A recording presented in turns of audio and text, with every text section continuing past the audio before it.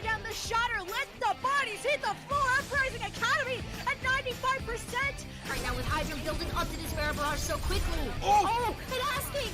Double kill in the back with the pulse bomb from the high ground. Aerial assault with that mine. Impact se escucha de abajo gritar campeón a Sky Foxes.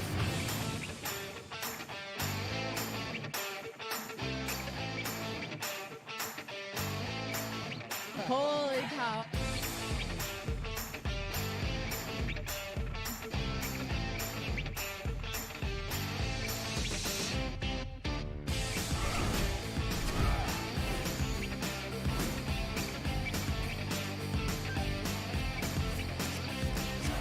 And after 42 consecutive losses, the Shanghai Dragons get their first win.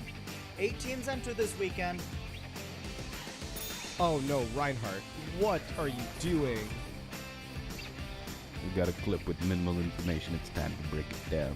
Speed, 25%. Go. Figure out what this man's SR is. Keep fighting until it's for sure lost. Winnable!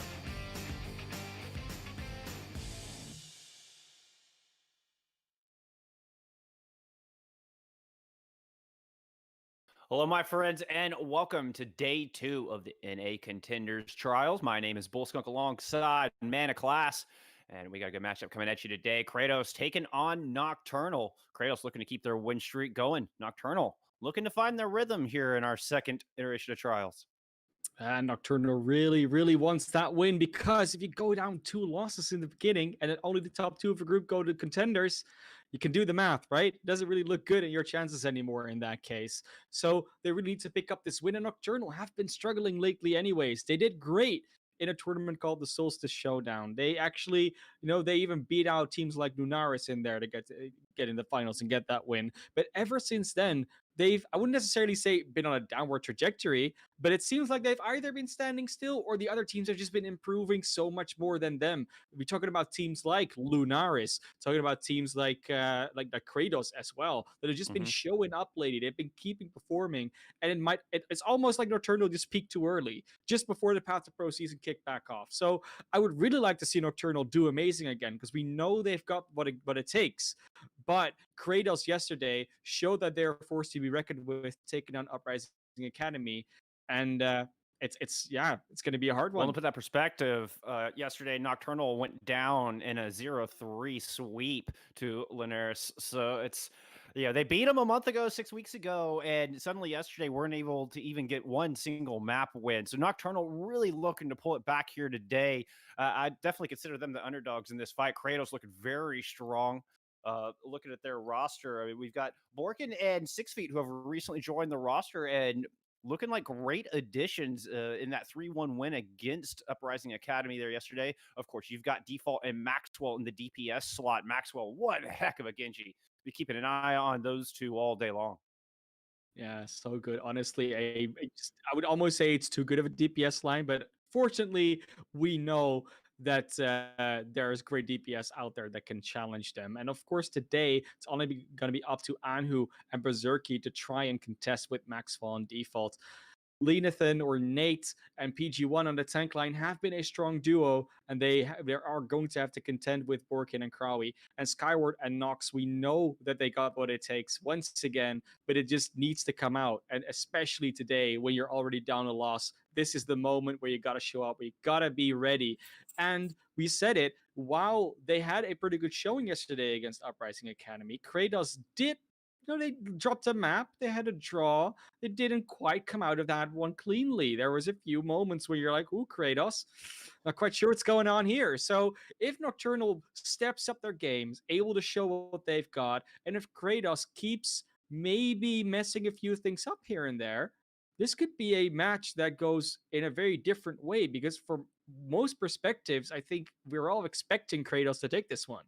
Absolutely. I know I'm certainly expecting Cratos to walk away with the W, but I mean, it's early in the week. There's definitely time for Nocturnal to right the ship, find themselves some victories here in our week 2 of trials.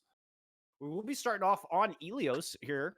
And continuing down the map pool, this is a set map pool, by the way, and one where the map types actually rotate. So it's not always going to be hybrid second map and assault third map like you might be used to seeing. Exactly. They swap things up a bit, which I do like the change up. I like throwing the variety in there and keeping the teams on their toes. So after Ilios, we're going to head to Volskaya, followed by Hollywood, Route 66, and round out with Busan if we do need that tiebreaker map. Yeah, and if we even get the rare occurrence of a map 6, it's Oasis. But let's not get ahead of ourselves. We first have at least 3 maps to go through before we get there. And it's going to be starting out, like you said, on Ilios, the beautiful map of Ruins, Widowmaker's Playground, as it's more commonly known. But Widowmaker, not as common on this map anymore as it has been in the early days of Overwatch. The grapple hook nerf, the Genji patch, everything about other heroes being added to the game have just made Widowmaker so hard to play, and Ashe has just been getting so much value that it's almost, you almost wouldn't even think of running a Widowmaker anymore. But so far in Spawn, these teams might think differently. We'll see if that continues. I mean, the Widowmaker just so vulnerable to the Genji dive. Genji can get right in there, and Widowmaker doesn't have a whole lot of tools to deal with that up-close and personal battle, whereas in Ashe, you have the coach gun for escape. You can put down the blanket TNT, gives you a nice AoE burst of damage to whittle down that Genji. I think the Ashe is just a little bit more defensible. But, like you say, so far, we're getting Widowmakers from both sides using the Symmetra to get out of spawn. This match has begun. Will the embodiment of strength in Cratos come out with another big victory?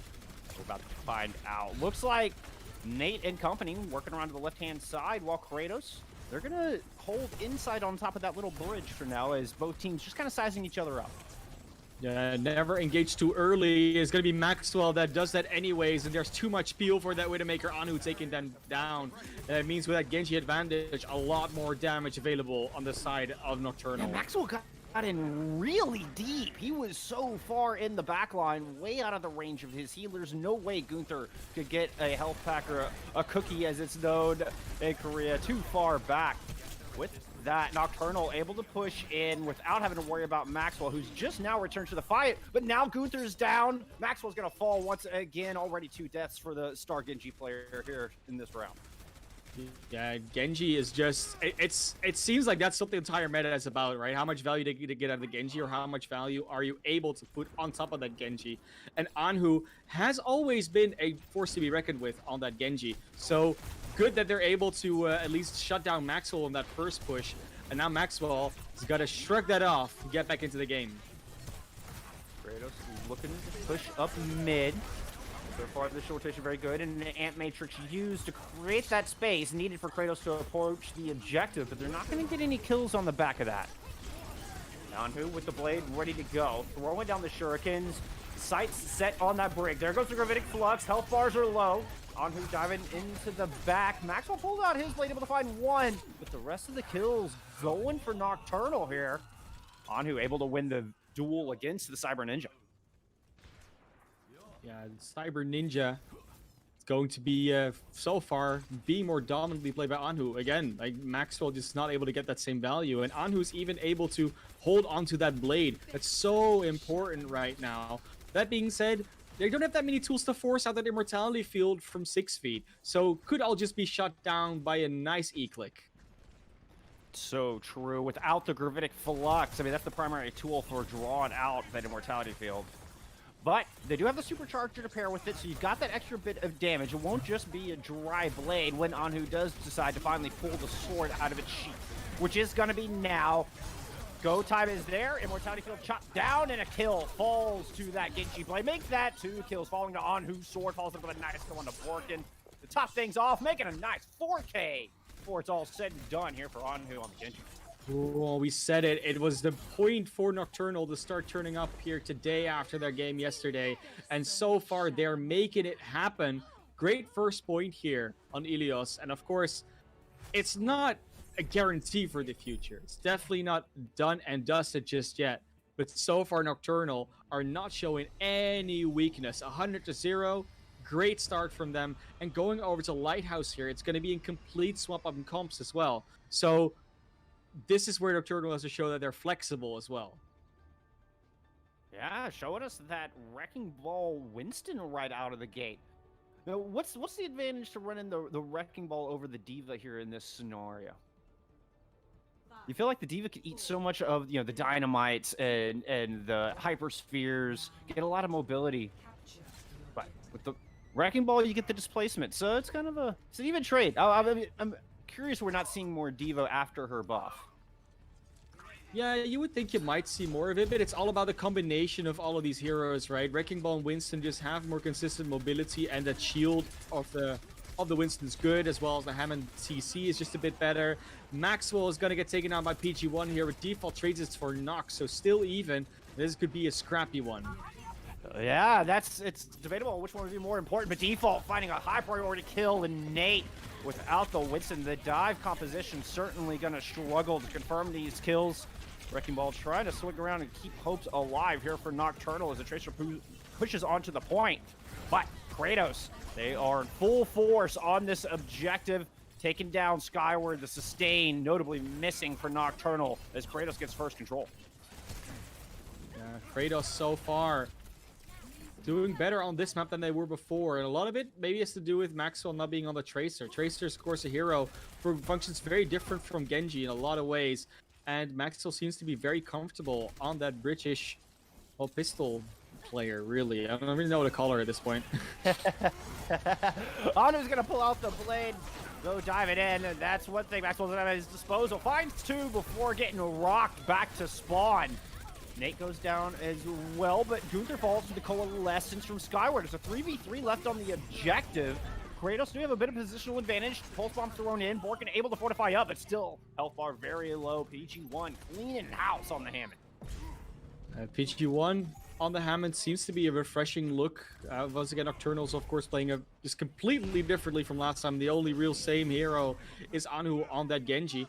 And Anu keeps finding value as well. The only problem they're going to have is that they don't have any ultimates in the bank. At least not as many as the 6 that are ready for Kratos here. They should be coming out swinging.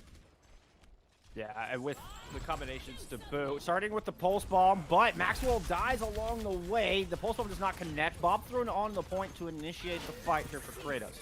Mines go down in the very back, trying to isolate default from the rest of the team, but it doesn't seem to phase him one bit. Picks up one with the Bob, finds one with the Viper. Gunther getting in the mix as well, and Kratos get the flip right back. Yeah, while they were trying to focus on the back line, the front line just powered on through. Kratos burning 4 ultimates, but getting that fight win. And because they get it so convincingly, they know that there are not going to be any ultimates built up on the other side, so they're still in an even place.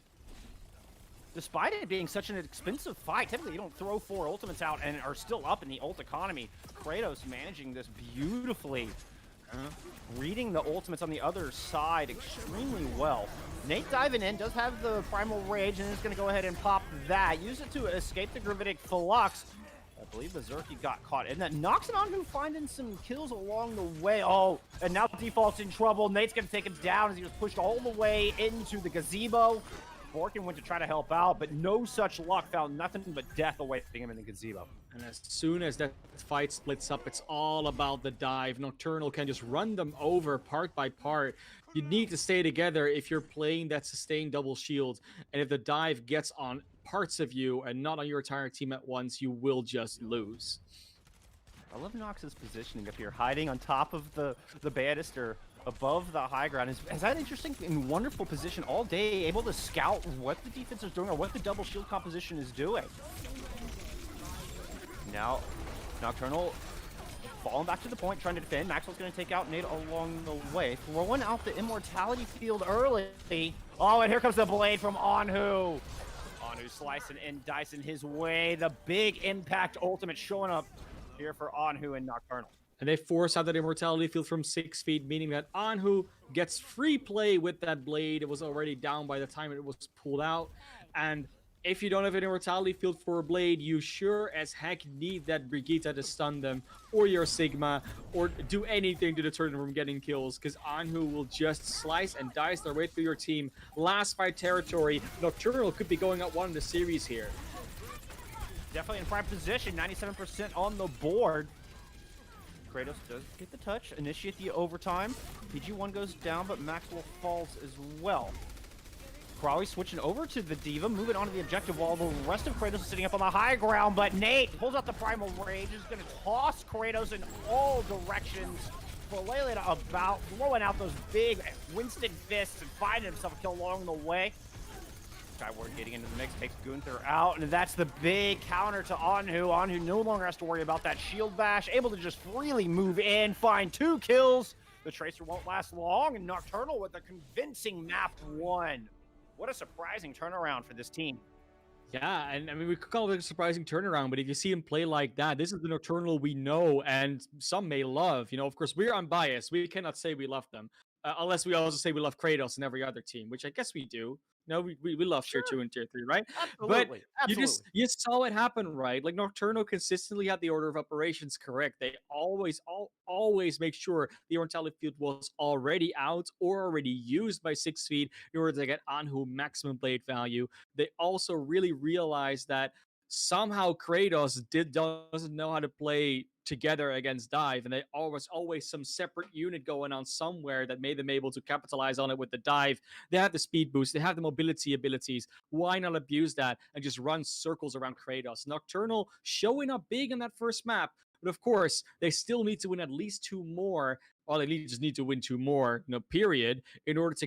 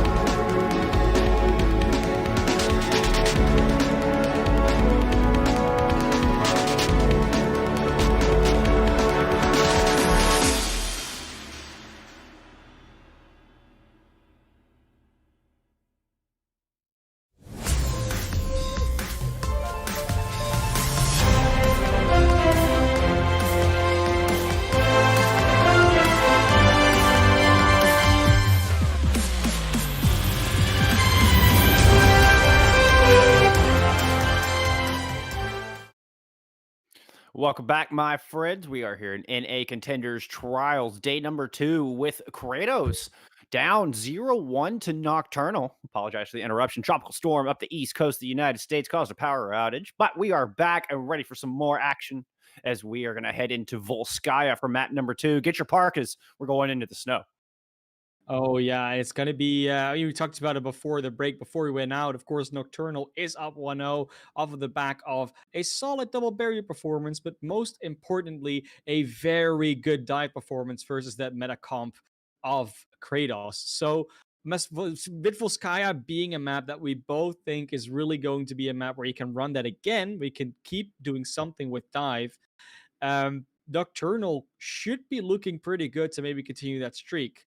On the other hand, if you get a little bit of a break, Kratos, if you had some time to talk to some coaches because, there was a power outage on our side, you could just have fixed every single problem you had. Because I said it before, it's not a problem that's impossible to fix. It's just a switch that you have to flip and saying, okay, we're playing against dive now. So we have to not do this, not fall apart, and then just deal with it. I mean, it's not that simple as that, but it's kind of like that. It's kind of like it's one of those things where sometimes you have a team that, for instance, plays like a pharmacy a lot, which is not something we see in the meta often. And then you have to make that switch of like, okay, so Afar is going to do this and this and this, so we need to play slightly more bunkery and then try and pop out and get her instead of playing more out in the open where she can consistently pummel us down with damage. It's those type of things. It's a simple switch, but you have to realize it and be able as a team to flip that switch as a unit instead of just one or two players saying it and then not everyone doing it. Well, I mean, I think a lot of that goes down to preparation. If you've been preparing against meta comps the entire time, if you've just been scrimming nothing but double shield, the dive can really catch you off guard, and almost you're like, wait a minute, I forget how to deal with this. But you were talking about it earlier. You don't really need any compositional switches. Just got to make sure you're not getting isolated. Don't get separated from your core main tanks, and focus down. Make sure the focus fire is there to take down the opposition tanks, take down that Winston, most importantly, if you can. It's been a tall ask because Nate seemed to have primal rage every single time he got into trouble. Yeah, and talking about not needing compositional switches. You do see it sometimes against the dive. This time around, the only thing that will really change is that default is going over to that Widowmaker. So they will be on the defense doing it. We said before the break we don't want to see the attacking Widowmaker because the Genji can really easily get to her. It's not as easy for the Widowmaker on defense. She can rotate relatively easy with the grapple. There's much more peel available for her because her team doesn't have to leave her to go on the attack. And default should be sitting pretty. And of course, on the other side, we will see the standard meta comp. No dive this time around, but what isn't now could still be yet to come. Yeah, Nocturnal showing us that double shield with the Ashe and the Genji. Pushing in far left side. Cratos sitting up on the high ground, looking to defend from that advantageous position. Do have a couple DPS working around the flank. I believe that was the Baptiste and the Genji working the flank. So, Nocturnal sees an opportunity. They're just going to push up to the high ground, see if they can dislodge Cratos from this position. So far, running into a brick wall, bunch of cooldowns. Use default 5 first blood here on Volskaya. But Borkin goes down, overstaying his welcome on the high ground, eats way too much damage, and now Nocturnal have the advantageous position. Berserky completely ready for that Widow to peek again, and with that barrier in the way, default is in his scared, in a very steep disadvantage. I wasn't finding the word there quietly. But we will see Maxwell now go trying to get after that Ashe, trying to get on that back line, and is not being spotted as of yet, but there goes Knox finding out that counter game. The default gets the kill on who, but gives their life in the process. The bulk of Nocturnal have pushed onto the objective, use that immortality field to cleanse some space. Now just trying to fend off Cratos. Maxwell pulls out the blade, but a wonderful immortality field, perfectly timed, able to deny any kills from the blade, though Berserky eventually going down. PG1 strikes back. Maxwell in a dangerous spot. He's caught in this tiny room with 4 members of Nocturnal, somehow able to escape. Oh, what a bait! Maxwell draws them all in. The entirety of Nocturnal runs into the small box, and then crawling with the huge gravitic flux. What a beautiful play from Cratos. And that's such an information countdown as well. You know they use it for the blade, and you have to be counting in your head. Do they have immortality field back up already? Yes or no? The answer was no. But that's only because they're in their head. They're counting along, right? With their immortality field, 25, 24, 23. And that's all you need to do. Look at that clock on the top and mark down when their immortality field went down. And I love the reverse in their order of operations. They're using the blade to get the IFL and the flux to do the killing. But this the bait by Maxwell was so good. Now Maxwell up on the high ground. Keep the charger out from Nocturnal. So loop around to the right-hand side from the attacker's point of view. Mortality field used early, and Maxwell does have that blade ready to go. He is free to go chopping once again. 2 blades and 2 fights. Here comes the katana. Goes in after the blade first. Dangerous endeavor. Does he win the fight? He does. The offensive mortality field from 6 feet is right there. Berserky striking right back. Using the bomb, and Nocturnal surrounding the objective. Numbers are just down. Like they lost a few too many. This point will eventually just split to Nocturnal. Not really a fight as much as it is just cleanup right now, and it's exactly like you said. You know, that immortality field was well placed. They only got the Vegeta and Nox after that, and there seems to be a desire for a re-engage. If they can get Nathan, maybe they can do something here. If they need a little bit more than just the wrecking ball field, that's at least what will come out. Back to the start, Gravitic blocks from the other way, but PG1 gets stunned out of it, and now probably free to respond with one of their own. Mortality field used, but quickly disposed of, as are half of Nocturnal. What a retake. Cratos coming back in with style. Coming back in, but not down yet. This fight is going to keep going because 20 seconds. There's no time for the reset, and On who wants to go ham. Anhu, trying to take matters in his own hands, does get 2, but Maxwell responds in kind. And now it's a 3v2 on the objective, though a small opportunity for a power play if Nocturnal can get here quickly enough, but this is gonna be final fight. We're in dwindling seconds. Oh, the stagger kills, disastrous for Nocturnal. They needed to come back as one whole. They did not. They stagger onto the point one at a time. Easy cleanup for Cratos. Yeah, even though Anhu gets that double kill, Maxwell's able to get 2 of their own without a blade. So no advantage gained, and they were never in a position to properly soft or hard reset to abuse their spawn advantage. Nocturnal couldn't quite push it through, but still they got some percentage on the board, and we've seen Nocturnal have good holds on Volskaya. I remember casting a game not too long ago in that time period I spoke about that they were doing so well, and they actually just did, and they did amazing there. I think at some point, Lenathan on a Wrecking Ball actually got a triple kill environmental on the side of Volskaya when they went into that side room that a lot of attacking teams do from on the left side of the attacker's perspective. So a lot of potential here for Nocturnal to do that same hold. And it looks like potentially we'll see the Widowmaker coming out of attack, and it's all about how Anhu chooses to deal with it, because it's not incredibly hard as long as you don't get headshot. And I'm curious at how Borkin and Krawi are going to approach. Again, if they try to take the high ground, you could leave Default in a very vulnerable position. But if they stick to the low ground, the ability to peel is there. Nocturnal going on the defense now with Metacom. No big surprises here. We're not seeing any major swaps. Zerky sticking with the Ash. 2, 1. All right, gates are open. Kratos heading on to the attack. Looking if they can even up this series, needing only 66% to take map 2.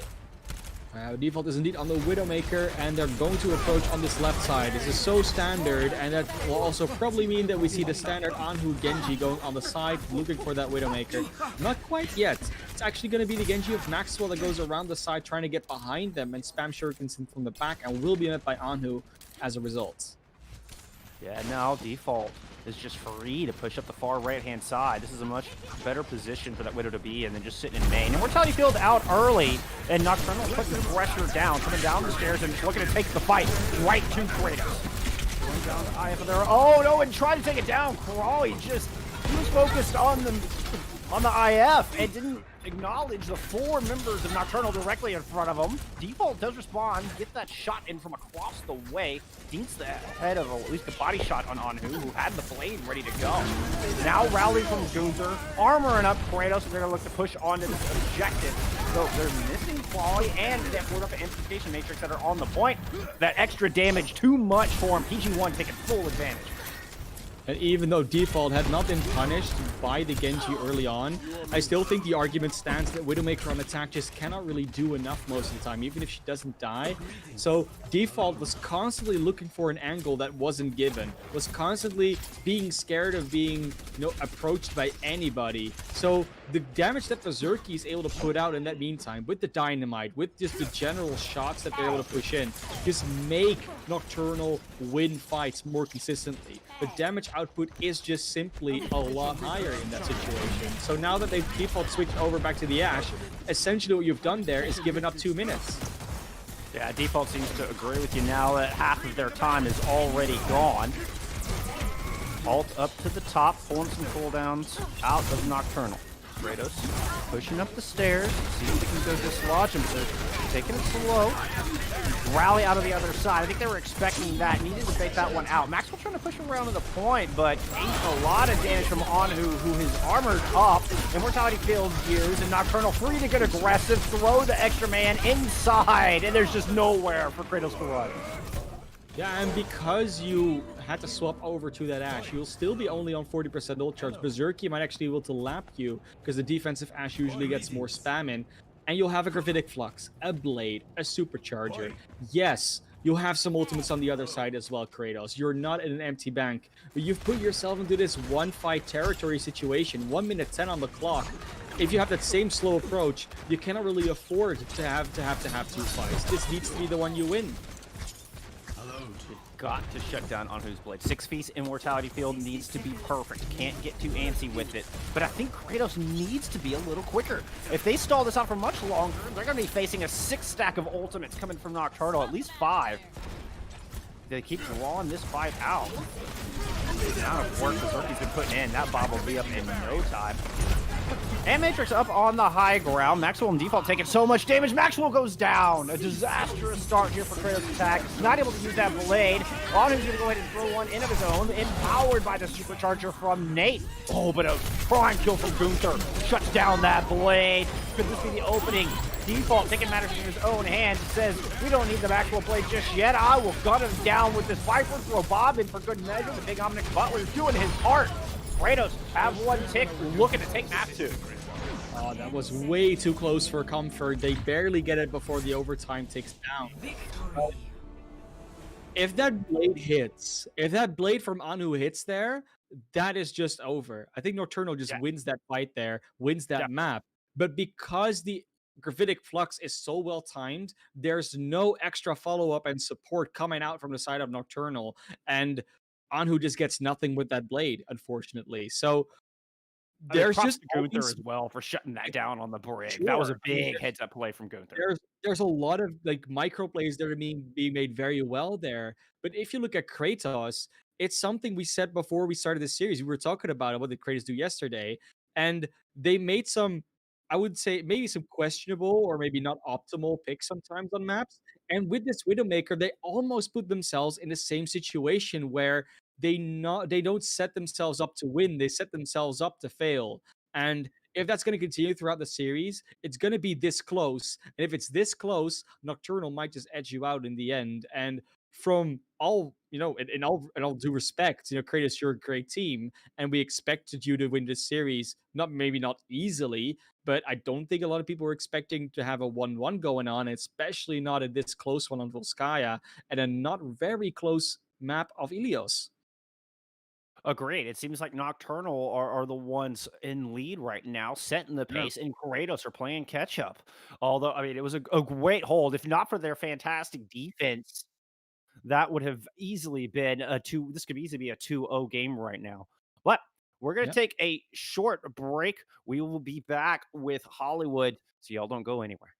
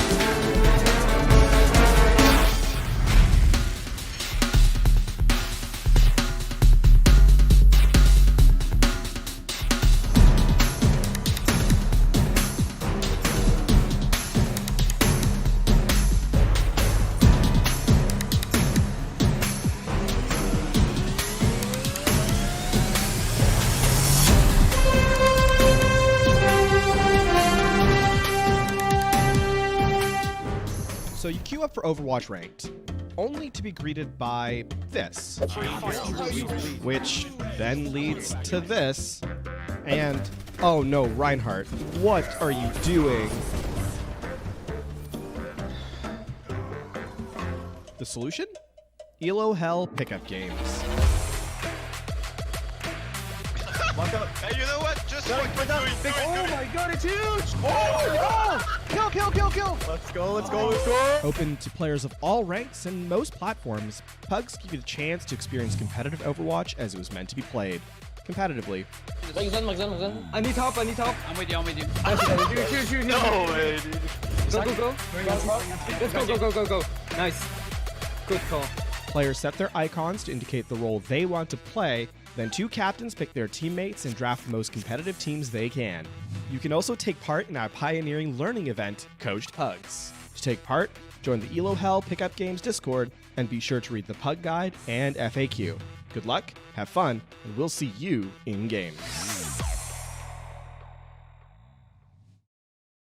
Oh, welcome back, my friends, to day 2 of the NA Contenders Trials.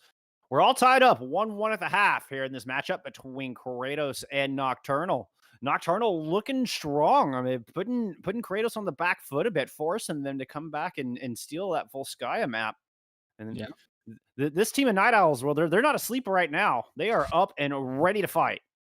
Yeah, I feel like there's a bit of that EU spirit. Of course, it's past midnight for me, but that, just makes it all the more exciting. You go into the night with Nocturnal GGs. That's how you want to see it. And Cratos, yes, they came back into that Volskaya match, but what we were talking about before, even though it's a 1-1 now, it still feels like Cratos are the ones that have to have something to prove here. And Nocturnal are the ones in the driver's seat. And Cratos, I don't want to say that they're shooting themselves in the foot, but there was almost what was happening right there, where they threw 2 minutes away on their time bank of Volskaya to gap, less than 2 ticks by just picking a Widowmaker straight away. And while Widowmaker can work, default wasn't getting the value, and after 2 minutes then swapping to the Ashe, they barely got that Bob online in time to clutch out that last fight. And of course, 2-minute mark is the one we always talk about, but it's still a risk you don't want to take. If everything relies on that Bob coming online, that's not something you can plan. That's just something that happens to be the case in a situation. Well, when you spend half of your time basically wasted, you might as well just come out the door with 2 minutes and start it on the correct characters. Sure. Or at least the optimal characters, as you put it. I think that is the diplomatic way to phrase that. Correct. It's just the characters that you're more likely to get the value out of, right? Like you talk about meta and everything, but we will go to Hollywood here, which is another map that we haven't yet seen in this Trials week. It's going to be... for me, Hollywood always feels like it's going to be a question of how the teams play around that high ground, especially on point A, but also on point B. And so far, teams have had the tendency to sort of kite around each other on the high ground. They'll both have control over the high ground on attack and defense at various times. And it's all about who catches out one of the DPS or a support soon. The tanks are usually fine until later in the fight. Yeah, just looking to punish those rotations is typically what we see from the teams. Right now, Nocturnal sitting on the high ground. Just looking to defend it as expected here on point A. Cratos right now just doing a little poking and prodding through the choke. Not really anything happening. Like now they walk downstairs and then it's up to Cratos to be able to walk up to the high ground. This is exactly what keeps happening all the time, but now Nocturnal might be called out because they're underneath Cratos, and Cratos can rain down damage with that dynamite. Bit of that dance that you were referring to earlier, and like you said, Cratos with the advantageous position and taking full advantage of it. As Nate finds first blood. Oh, the Zerky getting in the mix, though. Nox finding a pair as well, and despite being on the low ground, Nocturnal hanging on tight. And they just stood there with open arms and received their gift of, not Kratos flesh. Very nicely done. Nocturnal being able to rotate down. And this is, you can kind of see why they want to rotate down. They want to create a situation into which Cratos has to walk into a choke. And the first choke here is good. You can spam a little bit into it, but that stairwell is like a third of the size of the width. So you can do so much more damage when they walk into that stairwell. Cratos going to avoid that altogether this time. It just passes the low ground. Max will pull out the blade first. Anhu's going to do the same. Sword fight on the point. Anhu goes down to a TNT from default. That's the Brig and the Genji missing from defense. Backball in the back, trying to punish the Berserky. Super low does get the headshot with the shurikens. Amplification Matrix and Bob on point. Gonna allow Cratos to pick up this first objective. Cratos here, finally being able to push through the ranks of Nocturnal. Don't even need a lot of ultimates for that, only the DPS ultimates ready and the Amplification Matrix. But that does mean that Nocturnal will have a few more in the bank, especially that Bob, those tank ultimates, gonna be pretty important to use. And yeah, I mean, if you have all that extra DPS ultimate over your enemy team, that means your DPS output would theoretically be higher. One more thing. Extra man available for Berserky because of that. Kratos do have the flux ready to go. They're going to go ahead and drop that out to initiate this fight. Nice shield is going to protect Ferrari from the incoming accretion rock. Bob's thrown out from the defense on the low ground. Oh, and Borkin's got to be careful. Down low was getting swarmed. He's going to throw down that supercharger to try to fend off the onslaught. Gunther dropping down to help out there. Arisa throws down the rally, throws down the mace to the face. Kratos pushing through Westworld. Gunther has been so good at recognizing exactly when they need to go in, who they need to peel for, and also when to use those abilities. Gunther is just playing the Brigitte on a very good level at this moment, and Nox isn't quite able to manage that same output with the peel. The fact that the PG-1 was able to be taken down relatively easily before the Immortality Field even came out, that's I wouldn't say that's the fault of Nox, but it doesn't bode well for that backline. No, it does not. Ironically enough, your Brig absolutely has to heal, but Gunther will not be able to do that any longer. At least not in this fight. Anhu finding the shots, taking him down. Maxwell does have the blade online compared to Anhu's 70%. Remember, they use those simultaneously. So Maxwell finding a lot more accuracy and a lot more damage with those shurikens. And I believe Kratos is just going to wait for those cooldowns to come online before they drop down and strike. They're waiting for Gunther. They don't want to go in without their Brigitte. They want that peel. They want their Ash to feel safe on the high ground. There is the initiation finally. Nice. Critic flux though. We're going to go ahead and get Anhu's blade, able to build that up. Amplification Matrix invested as well. Anhu chops through two members of Kratos. Berserky finds a fair team as well, sending Kratos back to the drawing board. That was always going to happen. I mean, you have the Critic Flux ready and the Supercharger and the Blade. But on the other side, they didn't have Supercharger, didn't have Critic Flux. They weren't ready to execute the same order of operations that you usually want to. They sort of broke their own cycle by using that Critic Flux. And then there wasn't really anything to force out the Immortality Field. They were maybe waiting for a lucky shot where Skyward uses it too early. But Skyward just has enough control for that. This high ground, though, that has consistently been in control of Kratos. Nocturnal hasn't really chosen to be up there whatsoever at any stage so far.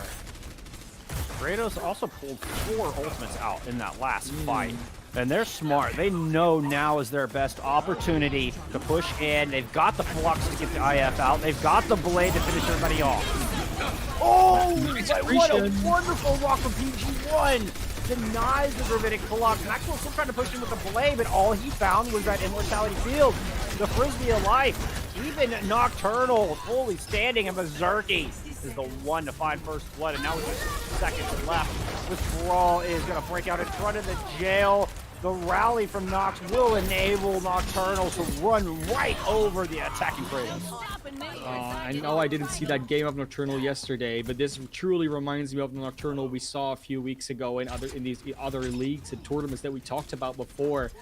PG-1 hitting a rock like that was common. That was not a one-time thing. They just very accurate that. And Berserky and PG-1 were always great at using the off angles, being able to put out that damage on the side. And it's good to see that Nocturnal is just on form today. Rolling windows of opportunity here. Everybody's got double damage staring down the streets of Westworld. It's a showdown indeed. A showdown Kratos is going to opt out of. As they've got the rally up, extra armor, trying to rotate around to the side. So all you got to pick up the flank angle while the front line pushes down low.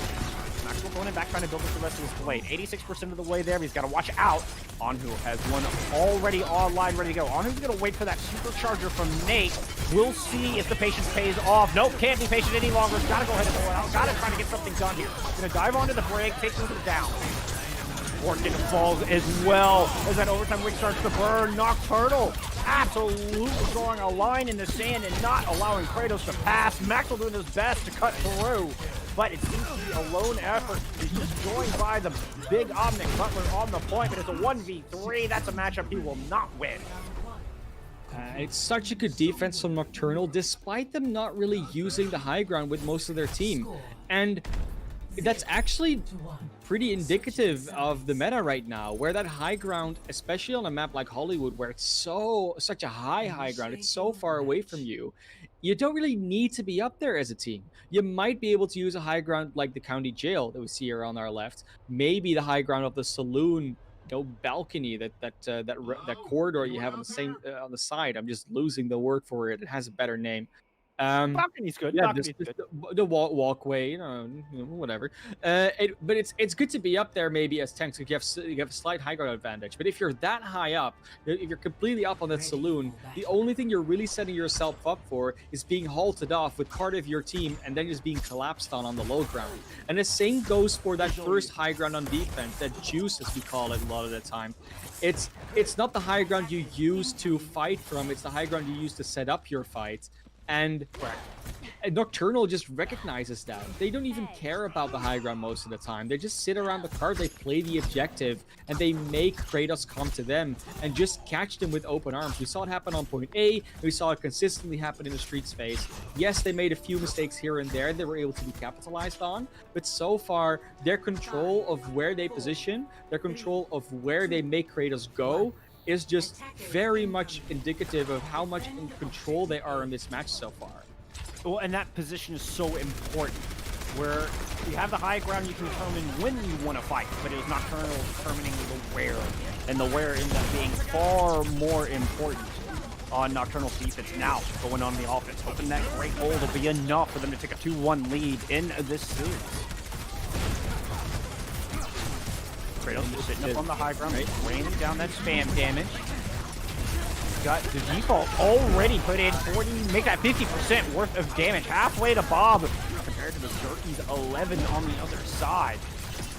Kratos making life difficult for Nocturnal as they try to rotate around through the stairwell. Understanding this map so well. And Maxwell, meanwhile, was being chased by Anu, and Anu's like, yeah, you're gonna get in the way. Oh, he gets to the Mega in time! I think Anu was being like, I'm gonna toy with this for a while, but they couldn't. Maxwell got away, but that don't know what's going on. Wow, this is happening, Wolfgang. It's a 5v5. Yeah, meanwhile, on the front line, Nocturnal grabs the high ground, throw up the amplification matrix. But it's been a back and forth. BG1 hoping to turn the tide with a flux and does take Maxwell down, who was 89% to blade. The rest of Kratos forced to retreat back to the point. Hopefully they can respond. They have managed to whittle about $130 off the clock, but now giving up so much position on this objective. Gravitic Flux coming in from Croy, trying to wall it back into this fight. But overwhelmed. There's no way Croy. How does he survive that? Maxwell coming in with a blade, and Anu has one both find a kill. Anu eventually drops in. Cratos fighting tooth and nail to hang on to this point. They won't be able to though, and it's all about, again, it's all Nocturnal. It's all the way they play around that high ground, not actually using it themselves, but making Cratos think it's a good idea to hold up there, making Cratos think that it's an advantageous position. And eventually, you had Maxwell, yeah, they won that duel against Anhu in the attacker spawn, but it didn't really matter. That's not where they won or lost the fight. It was all about that positioning that used Juice to their advantage. And use that stairwell to her advantage to spam into. Now we'll see an aggressive hold come out from Cratos here, and they might have a good shot here, but they need to not overstep their boundaries.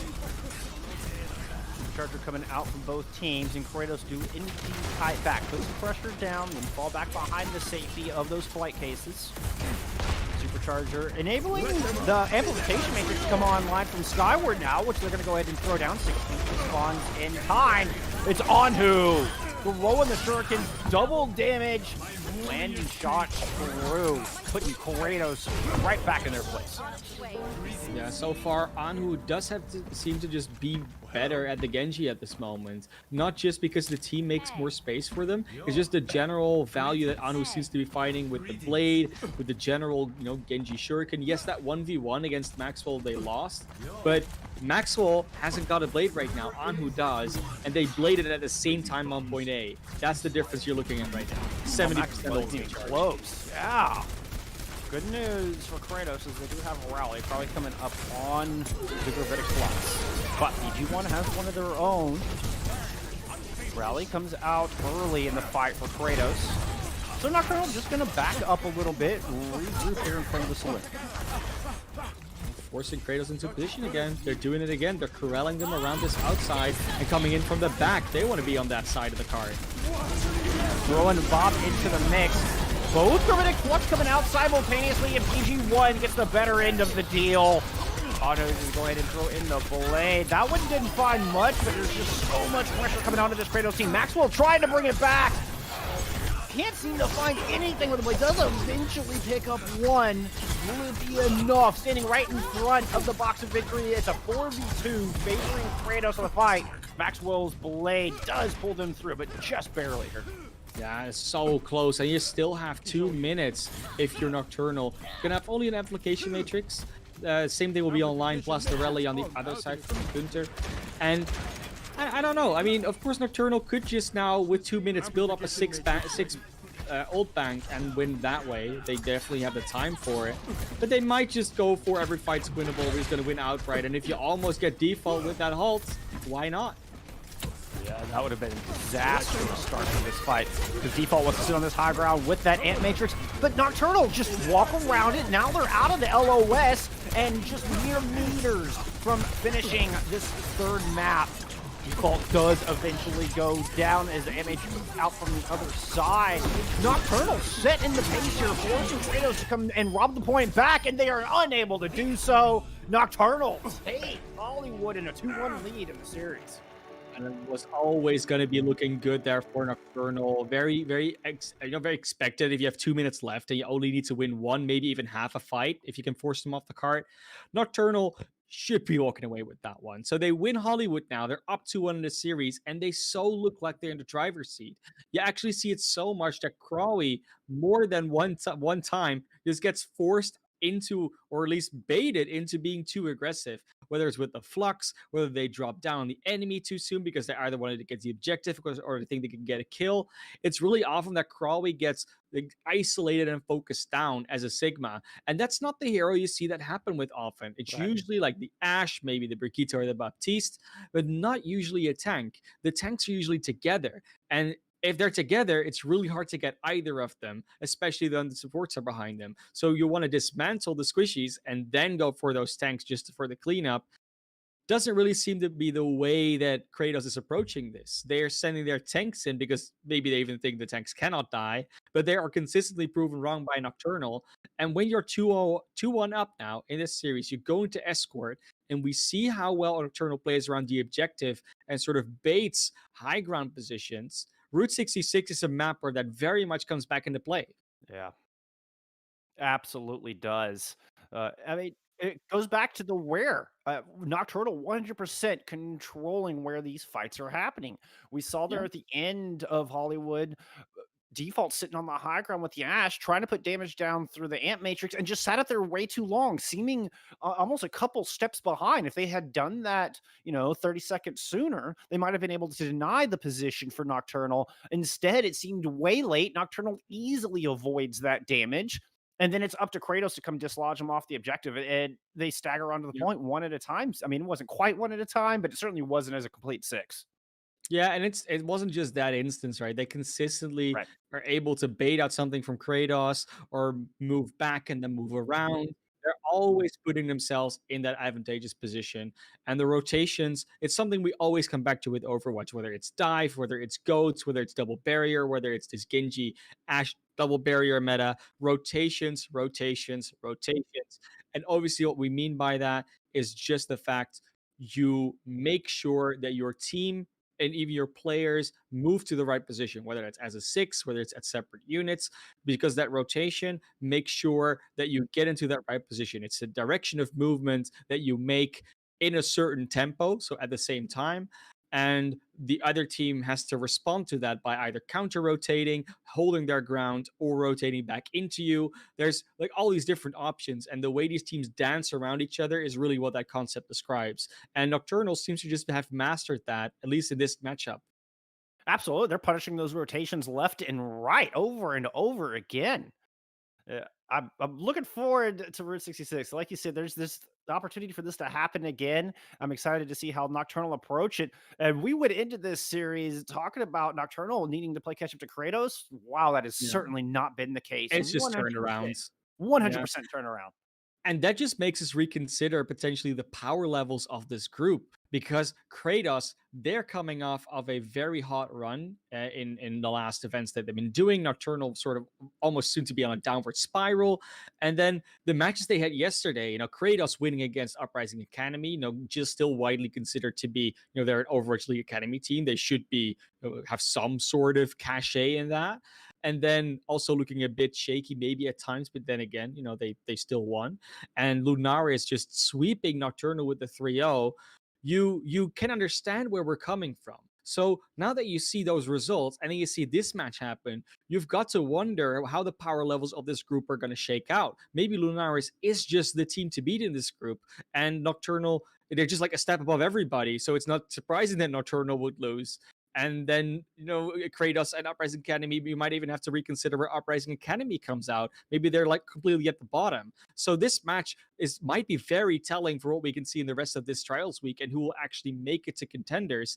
And we said it before, if you lose 2 games, it is very hard to come back into it. And both of these teams might be at a 1-1 after this map, because map 4, 2-1 advantage for Nocturnal, Bullskunk, this might be the last one. This absolutely could be our final map. I mean, Nocturnal came out with a vengeance. I think they were angry about not finding a map win yesterday, because they seem determined, focused, and very coordinated so far in our first 3 maps of the series. 100%. And of course, they're going to be starting on the attack again here. Well, I say of course, but they're going to start on the attack again here on Route 66. Will be on the defense, the start for Kratos.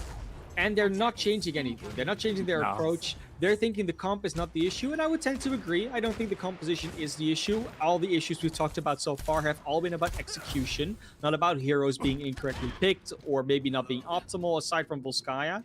Aside from the Widow and Volskaya.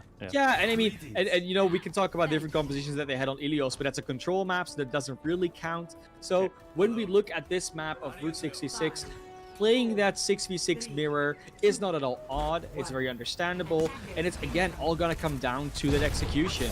Is Nocturnal gonna keep this pace of rotating around and baiting Kratos into the place they want to make, or is Kratos finally gonna be able to have an answer for that and use the high ground effectively? Because the high ground isn't as high here. It might have more value. We'll see if Kratos can find their rhythm finally. Perhaps catch up to the pace being set. Sitting back on the high ground, still kind of in the poking phase. Maxwell's going to go ahead and get aggressive, see if we can build up towards that blade. Already 45% there. Good halt right into Default's LOS. Going to allow Default to put a lot more damage down, and following up with a big, good dynamite into the pack. 50%, almost 60% for both DPS here from Kratos as Default wins the duel against the opposing Ash. Oh no, 6 feet down. That's huge. And again, they walk underneath Big Earls. They're in a very good position to bait the high ground again. What a priority pick from Anhu, but Default gets a little revenge. But now Nocturnal once again taking up residence on this point, like you're saying, and Kratos have to dislodge them. It might be difficult. They're already getting flanked. Default with about 10% health sitting up there, and Gunther's going to fall. The flank angle's not working out for Cratos here. The front line crumbling, forced back up onto the high ground, and relinquish control of this payload. And because the Baptiste was gone, it was super hard to get that healing angle onto Default. Finally gets some healing. The Bob is out, but doesn't quite get anything. And Anhu and Berserky just cleaning up house here. 6 feet going down early once again. Default's Bob Much better. finds a little bit of room, but not enough breathing room to stop this cart.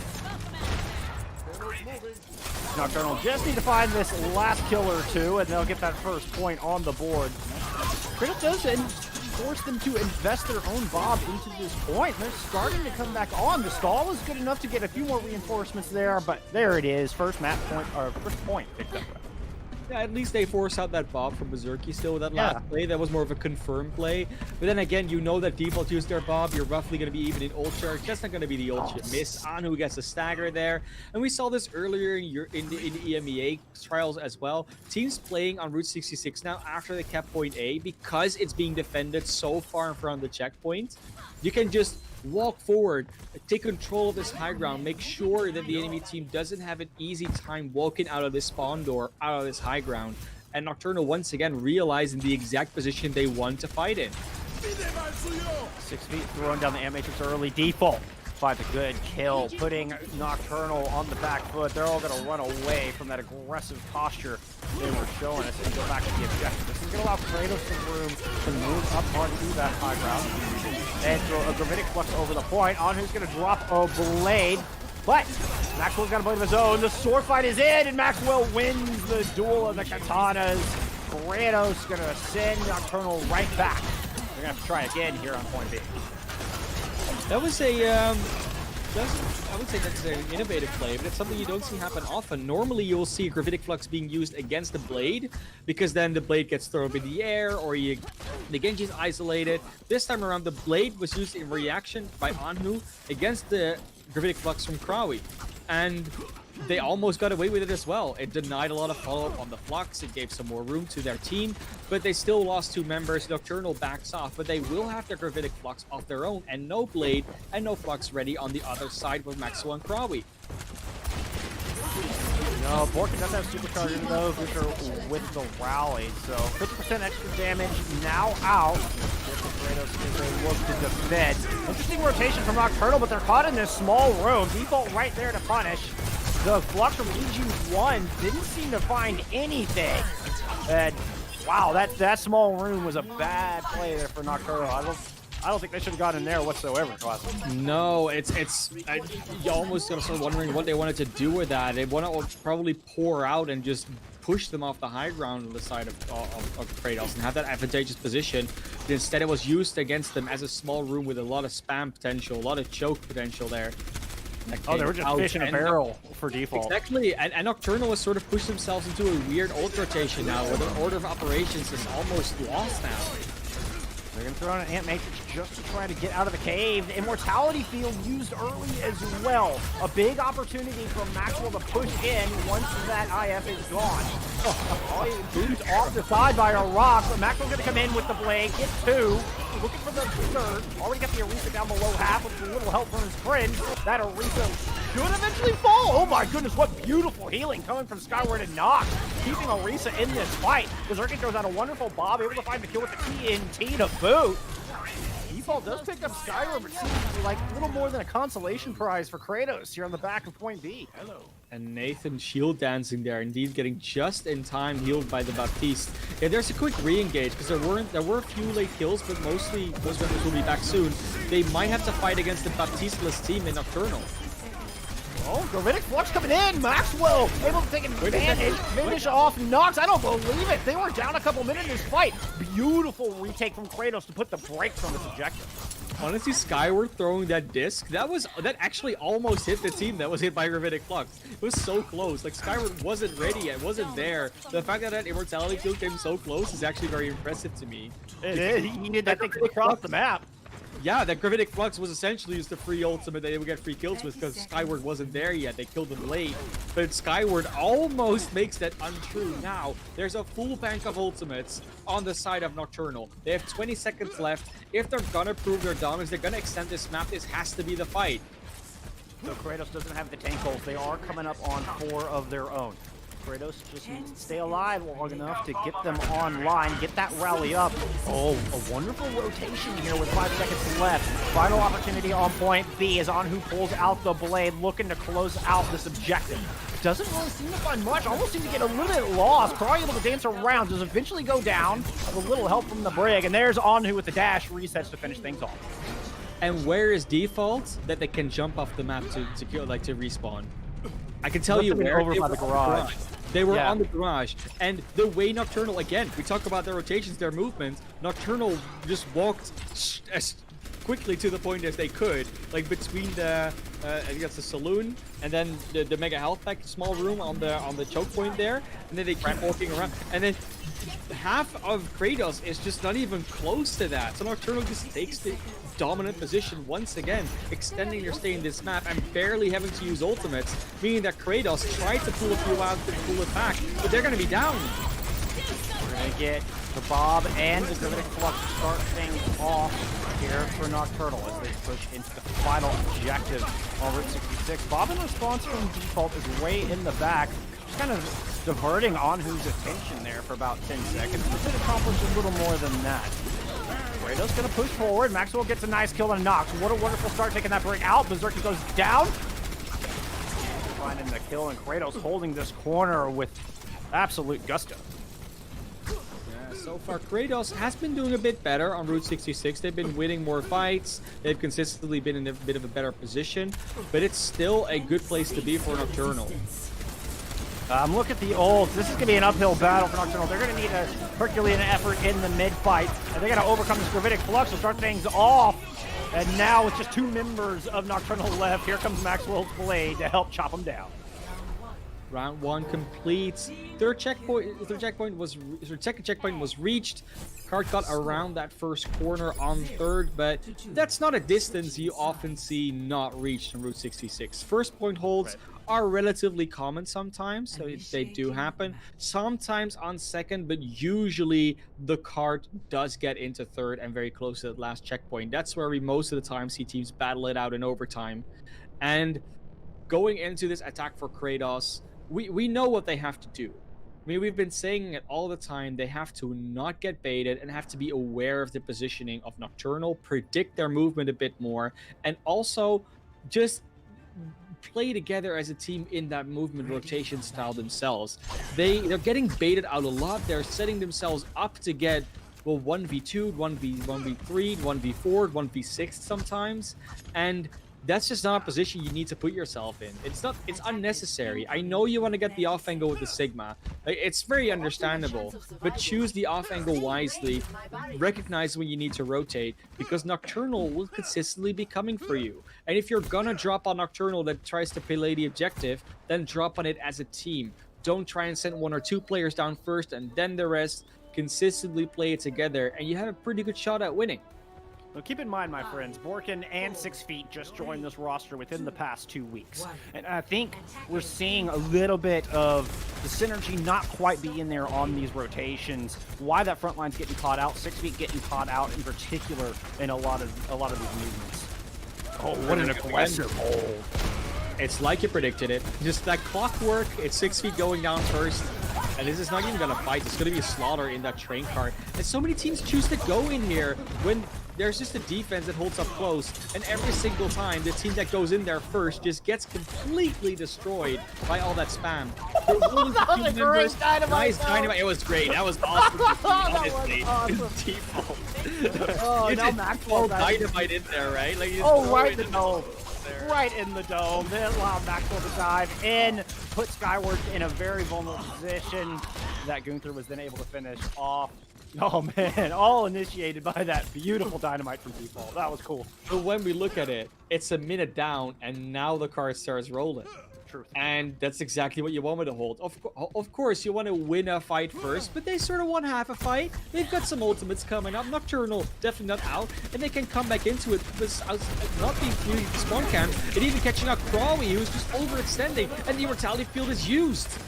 Oh, disastrous is now on his blade. Wants to get ready to go. Maxwell knows that he's got to get aggressive, take him down before they have a chance, but Nate shuts him down. No kills from Maxwell's blade. I think he was trying to get a little too rogue. Did not have the support of his team. Now on whose turn to see if he can do anything with the Katan, and does find the kill. Interesting little reflex there. Now the bomb a bit. Oh, he's trying to keep this thing alive with a 2-kill Flux. Maxwell able to finish off the Zerky, and when the dust settles in this scrappy fight, Kratos eventually pick up 1 point on the board. What a beautifully placed Bob by default. That's all I gotta say about that, because you're just stuck between a Bob and an Amp Matrix on the other side. You know, Rock in a hard place is the common known verb, but that was just not the case. What we do see though is that Nocturnal got the forward position here. You don't have to wait and try and get out of spawn while being picked off. They've got that, but they get pulled off here. Kratos, though, not even close to getting that cart in that position that this high ground battle can be taken over. They need to get there first before they can start contesting this. And Cratos definitely behind in the ult economy right now. We're looking at 5 ults online. Skyward's already on the battlefield. Just kind of forced Cratos inside to hide from that LOS. Good Hulk's going to pull the Orisa off the top, and the Zerky's going to go ahead and throw the 7th man down. Big on Nick Butler right in front of the garage. Orchid able to easily deal with that. Raleigh, once again, trying to flank around. Stick with the team, bud. Stick with the team. Nice shield protecting from the Hulk. That was a beautiful play, but cannot survive the overwhelming amount of damage coming through. Nocturnal absolutely feeling it right now. I'm trying to think where the Orisa was. But she's coming back from spawn. Borkin just died early there, and then they still trying to go forward. Like, Gunther and Gunther and Maxwell there were just too far forward, and Crawley tried to help them with that shield, but there's no helping them with that flimsy barrier and the entirety of Nocturnal on the other side shooting at you. So we'll have to come back in, and of course they had to invest so many ultimates on point A that now they're still down in ultimates. It's still Nocturnal in the driver's seat. And Matrix out as Kratos is going through caves this time. Rally used in that big ult bank from Nocturnal. They're all bolstered up. It's going to be very difficult to kill. Oh no, and now Kratos caught in this tiny row. Oh no! The flux into the blade is huge! PG1 and Anu's doing them dirty. My goodness, you're squeamish. Look away, friends. Look away. Yeah, and aside from all the rotation stuff that we've been talking about, which has been really good from Nocturnal, the thing that we haven't really touched that much upon is their order of operations, because it keeps switching up. This, again, it's not first the Flux and then the Blade. They use it at the same time because that Immortality field only works when you're on the ground, when you're in it. So in the sky, if you have the damage burst, you just take the targets down before they even can get immortalized. So great heads-up play from Nocturnal, just executing it in a slightly different way. Good news if you're Kratos is you will have the ult advantage coming in this next fight. 4-2, nice ult from Borkin to pull the entirety of Nocturnal off the high ground. Nocturnal forced to just kite back and regroup here a little bit. Well, at least they do kite back, and that cart's rolled all the way back, so they'll get at least one more fight after this if they engage this smartly. Oh, just another example of the excellent positioning Nocturnal has shown us all day. They're going to throw down an Amplification Matrix countered by Crawley's Gravitic Flux. It does get Skyward's Immortality Field out. Bob's thrown in from both sides as well. Maxwell does have the blade online. Could be the ticket. That's the one we're keeping an eye on here to push Kratos forward.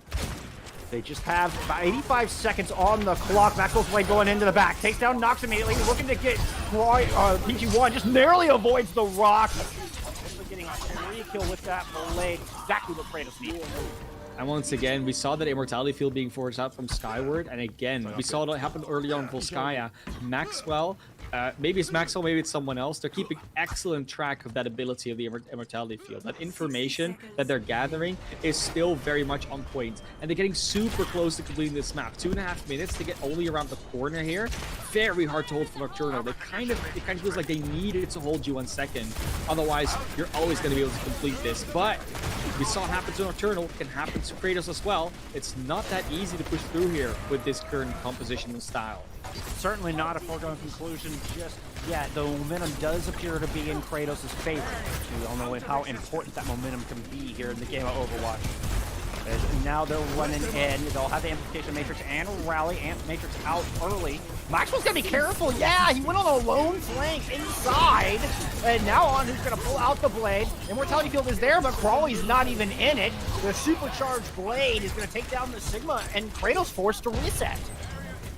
Yeah, Kratos, 1 minute 30 left on the clock, but they have some time to build more ultimates. They could just go for the full 6 here. They have the time. Baptiste built their ultimates fast enough, and everyone else is above 60%. That being said, though, Nocturnal can be ready, and the bomb is already used. They're going aggressive with this one. They absolutely are. Bob dealt with early. Maxwell Trying to get something done on the back end, and Immortality Field already used for Cratos as they're trying to push in, and Nocturnal is all armored up and having Flux ready to go. Maxwell's going to use the blade, see if he can strike first, take him down before they're able to use the ultimates, but is only able to get Nox, who had already armored up the rest of the team. Now the Flux coming in from the defense, that's going to find too, because see Anhu go diving through the pack, weakening him so much that the Flux gets the kills. Again, the beautiful, beautiful coordination between PG1 and Anhu. This is going to be one more fight. It might be a long dragged out one because the respawns are so close, especially from Cratos, but they only have potentially the supercharger to work with, and the Bob's already ready for Berserky. This could be a tough one. Nocturnal was in a downward spiral, so it was down in ultimates when they got here. This could be the last fight of the series. Anhu's blade could be the difference maker for the defense. One last chance for Cratos. Got to make something happen here, my friends. They're going to put on the emitters, and 6 feet does take out Anhu. A perfect start to Kratos' attack. Skyward using the immortality still early. Supercharger out as Kratos round the corner, find the kills. Maxwell had enough. Goes in and gets himself a pair. You got the big Omnic Butler just to cheer him on as we head into map 5. Victory. Oh, Anhu has got to pinch themselves for that one. They're like, oh, why did I do that? Why did I try to get so close? I know I wanted Blade, but I didn't have to go that far forward. We'll get to play the game in this match. No, we can't show it. That's just unfortunately we can't. There's a bit of a bug with the client, but that doesn't matter because we know that Anhu did it, and they got a lot of kills in that. It was that Flux. The Flux blade was so good. Yeah, I'm still thinking about that one. That was so good. I would say someone's probably clipped it. It doesn't really work that way when you're not on Twitch. We'll go into a little bit of a break before we go into map 5, but don't go anywhere because this conclusion could show everything. And we know what happened last time. Nocturnal picked up the control map, and Cratos is probably looking for vengeance to get that 2-0 in trials on the board, and Nocturnal trying to stay on the 1-1. We'll see what happens when we return with Busan. Don't go anywhere.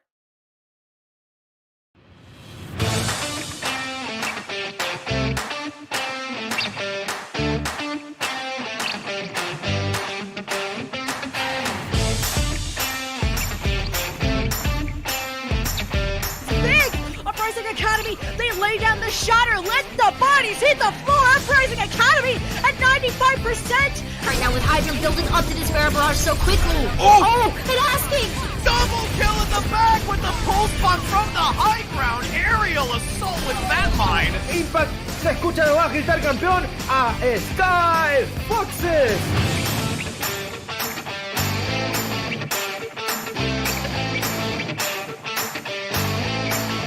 Holy cow.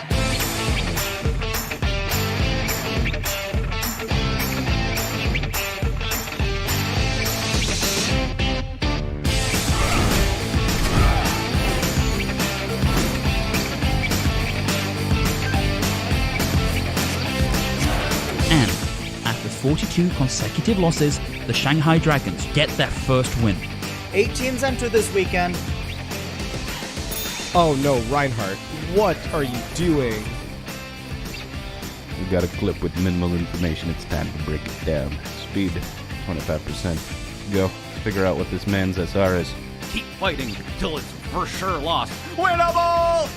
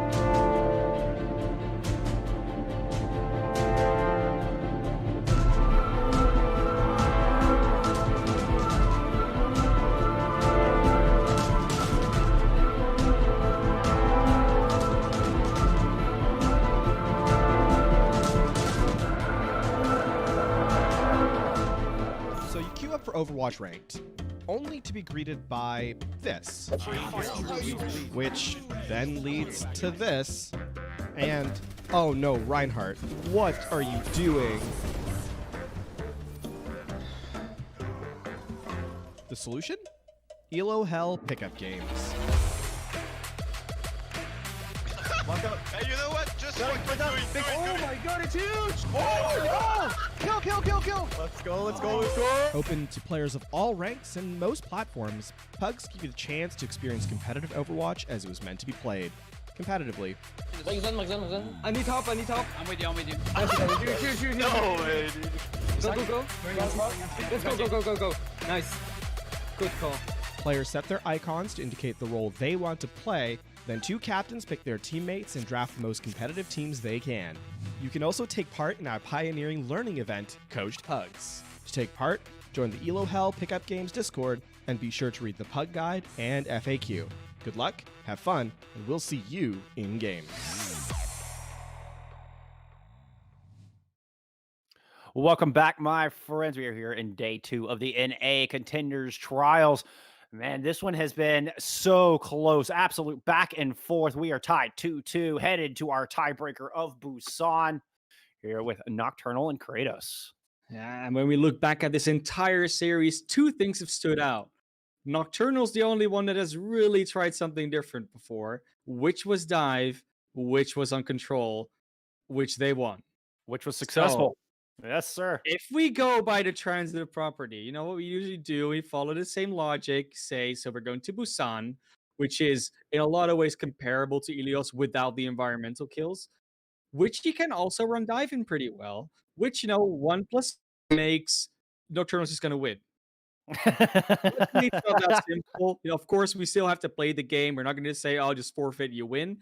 But it's something to keep in mind that when you're on control maps, teams usually have one of those things where they either win or they lose. And Nocturnal just seems to be the team that wins on control in this series versus Cratos. So Cratos has to really show that they have learned from that first control map and can now go back in to the second one and actually win out the series, because they have been clawing their way back. They've always been on the back foot, never been up, only been down in maps. And starting here on Sanctuary is probably the most neutral ground you can get in terms of control maps for these 2 teams. Yes, sir. And I think if we head to Mecha Base for round number 2, it will favor Cratos. They don't want to see downtown if Nocturnal wants to run that dive. I think Cratos could have the advantage, but they have to execute. Default has to keep landing these shots, and Croy and 6 Feet need to make sure they're sticking with the rest of the team.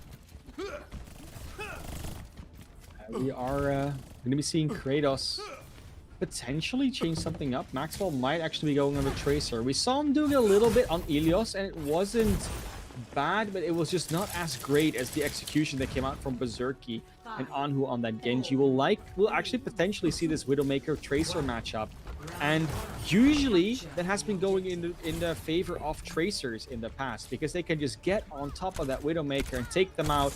Seems to be the equal matchup, Tracer and Widowmaker on both sides. Now that is something we don't see quite often. But last map in the series, Bullskunk, who's gonna make their dreams come true? Well, and neither team brings that winning condition of the big blade. So it'll be up to the individual mid-fight performance here from the TPS. Nocturnal looping around to Drum's side. Cratos just took the direct approach right up the gut, right onto the objective. Rig off on the off angle with Croy.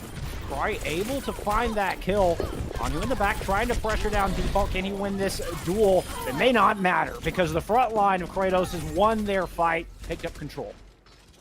I think Default's the only one that went down, though. So if Anhu can stick in this back line and consistently spawn camp Berserky, spawn camp Default, it could be interesting. Could be fun to see. The Tracer just spawn camping the Widowmaker. And, Berserky's not going to have that issue because they're walking out with their team. Maxwell, 85% to the pulse bomb. Yeah, there we go. Almost gets him. Exactly what happened.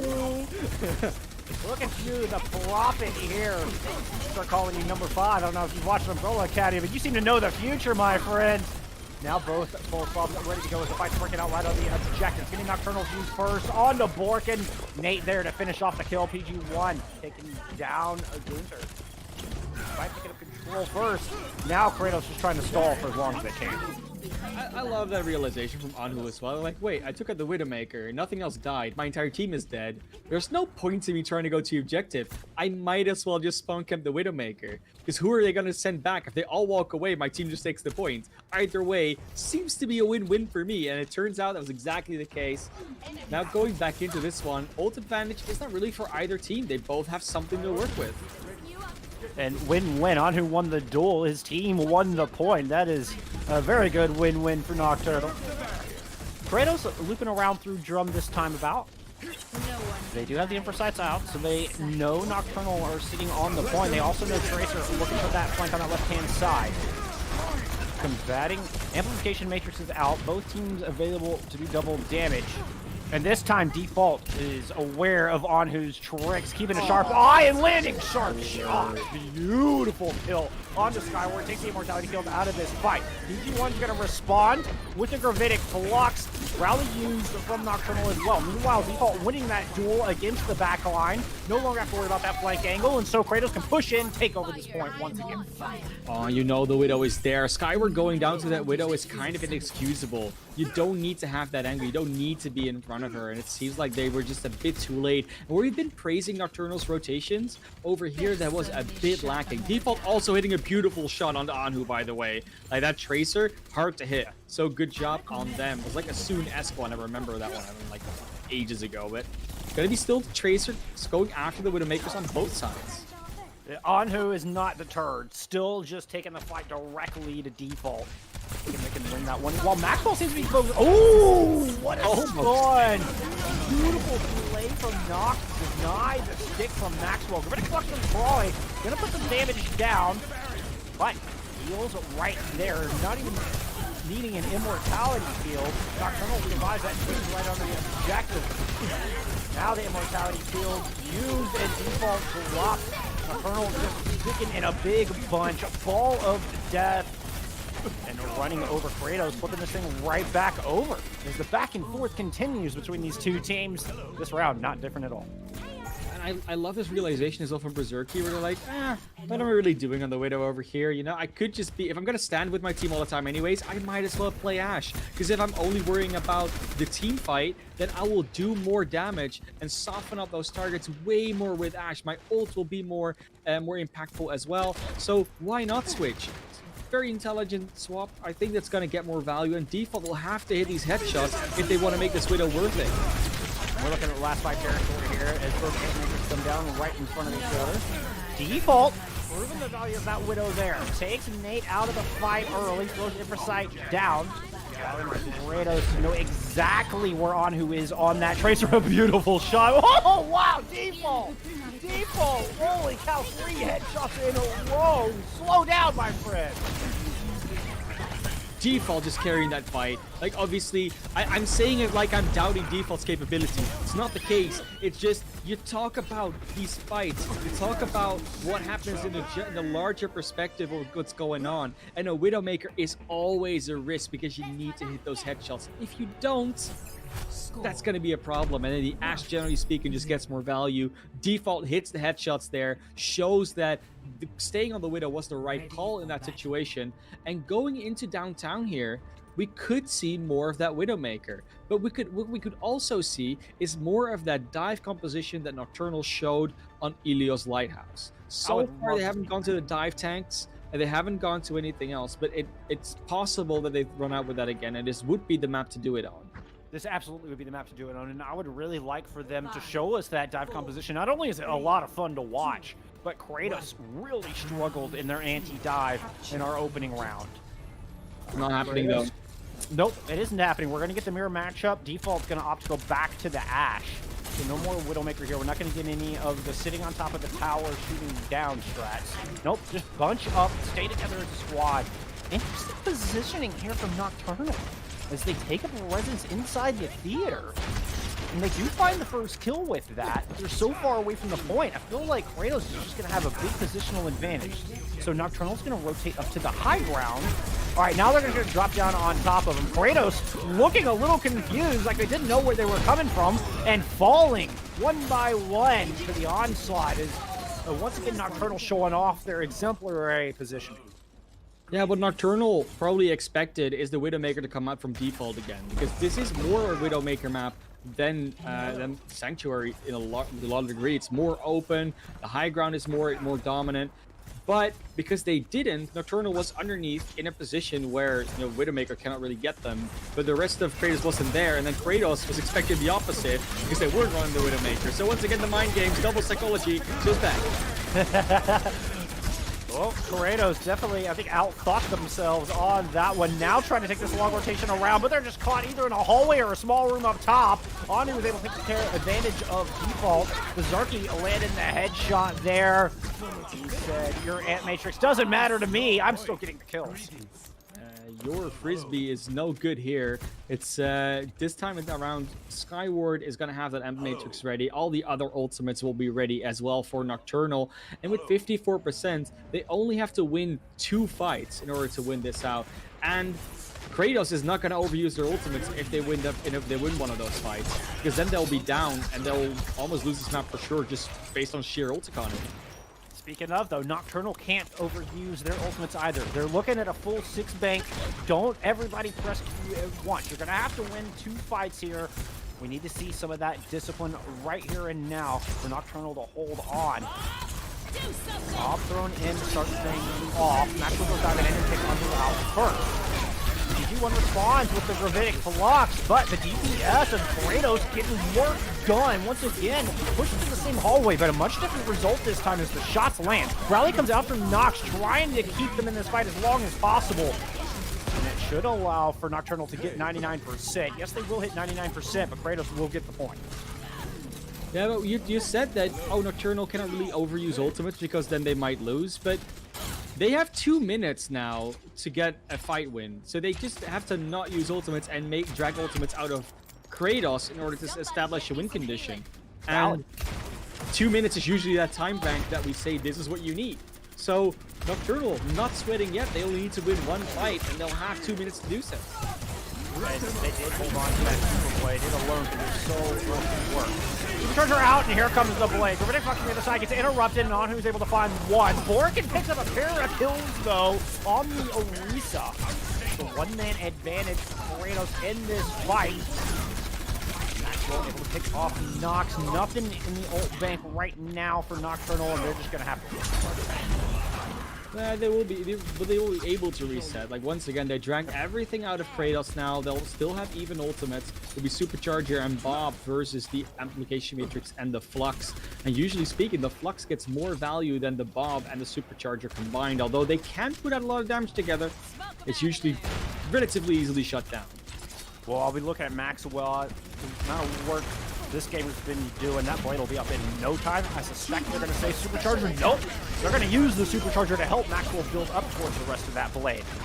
Falling back, holding the top of the stairs as Nocturnal loops around from the far right side. They throw down the Ant Matrix and the Gravitic Flux to initiate this fight. Finding only the Ash with the Gravitic Flux. Oh, and Maxwell goes in by 2, finds 3 off the blade. Probably getting into the mix as well. And now suddenly Nocturnal looking in a very desperate position indeed. Yeah, and there's enough ultimates online for Kratos. They'll be ready for this last fight. Is this gonna be it? Is this where Nocturnal's dreams get crushed? Is this the one map they really didn't want to lose that they do go down on?